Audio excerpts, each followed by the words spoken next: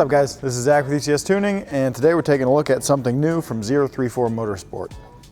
Now we know 034 Motorsport and have for a long time in the Audi and Volkswagen community, and they've been making great parts for those guys for a long time. We've been slamming their parts into Audis and Volkswagens for years, and so it was only natural that they wanted to progress and branch out, and they've done so with a little suite of BMW parts. So we're going to take a look at them today, talk about what they do, what they're for, and we'll show you how to install some of them. So we're going to be looking at some engine mounts, some transmission mounts, and some rear subframe bushing inserts. So we're going to be installing these rear subframe mounts today in this E90 330i.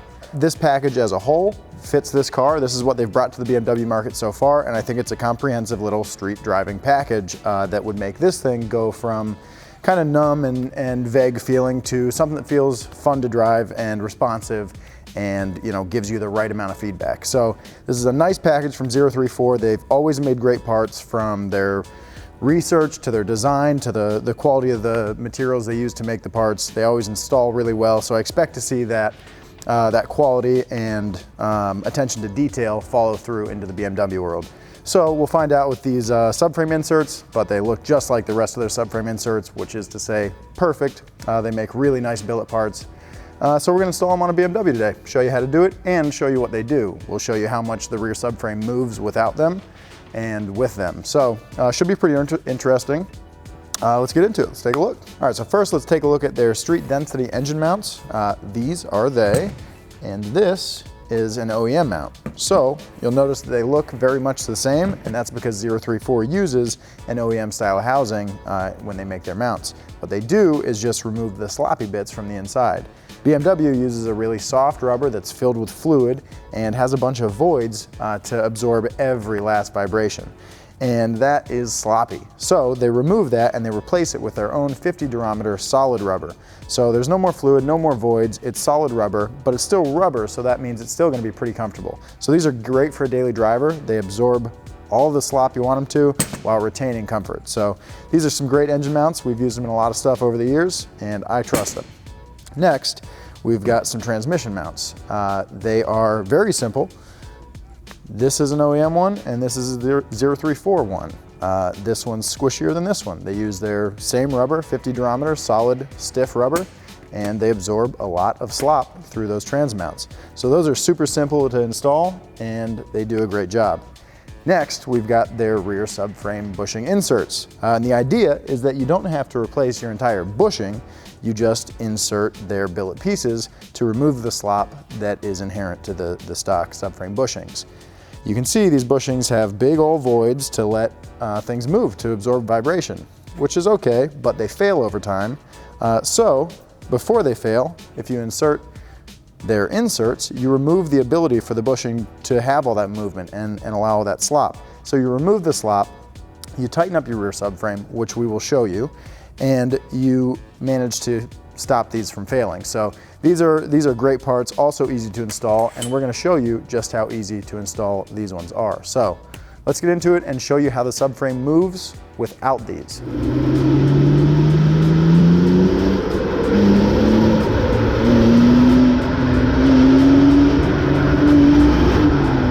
All right, so this is going to be a super easy install, and it's going to be a great way to start tightening up your rear end, which is something we all need to focus on.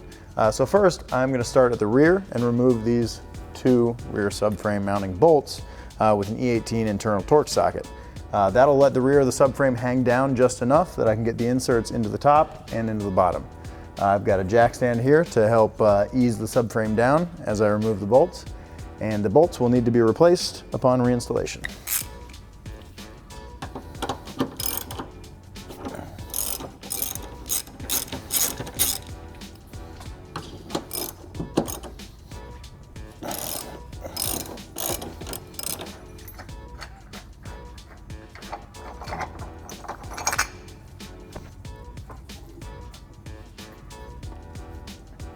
Okay, now we've got enough room on top of the subframe to get our inserts in place. So these are going to go up on top of the subframe mounts with the 034 towards the front of the car. So they'll be oriented just like this. All right, you'll get it seated in there as far as possible by hand, and then the bolt will sandwich it into place. All right, so now we've got our rear lowers, and they're gonna go just like this with the washer. All right, so now we're not gonna fully tighten up the rear bolts. We're gonna leave them just kind of hand snug so there'll be just enough play to let the front of the subframe drop down when we pull the front bolts out. All right, so before we pull the front bolts, we've got the diff supported so we can safely lower it down once we do pull them. But before we can pull them, we need to remove these plastics so we can remove these braces so we can pull the bolts and drop the subframe. So you'll need a T30, an 8mm, a straight pick for this plastic rivet, a 16mm socket, and then your E18 internal Torx socket.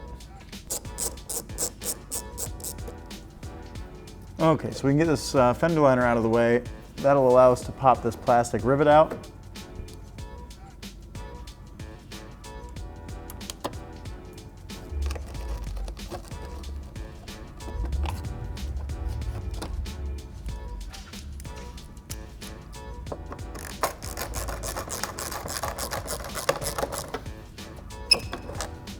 Okay, and that'll let us get this out of the way enough to get to the second bolt on this brace.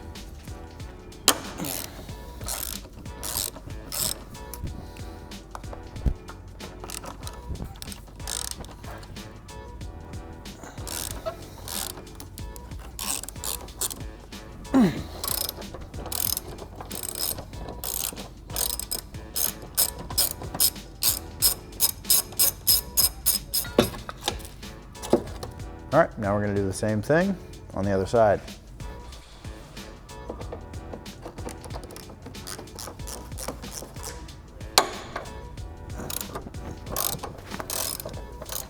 Okay, now we've got the bolts out, so we're gonna gently lower. All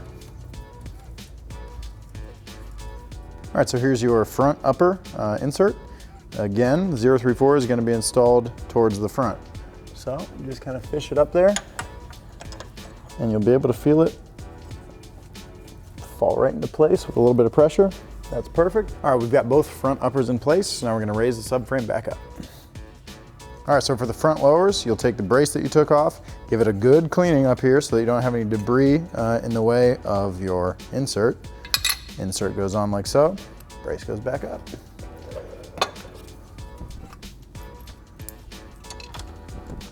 All right, once you've got all four corners of your subframe bushing inserts in place, it's time to put the subframe back up with the jack stand and then tighten up your hardware. We'll go over torque specs in a sec.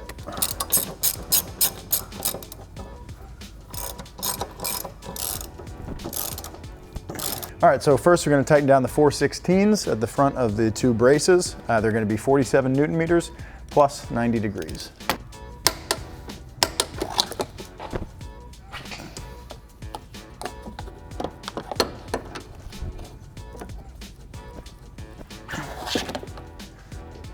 All right, now we're gonna torque all four subframe bolts to 100 Newton meters. All right, so now with everything torqued down, get your plastics and fender liner and everything back in place, and that's it for the install. So anytime you loosen a subframe like we've done, it's a good idea to get your alignment checked. So before we take it out on the road, I'm gonna check the alignment on our chem rack, and then we'll take it out and see what effect the subframe bushing inserts have had.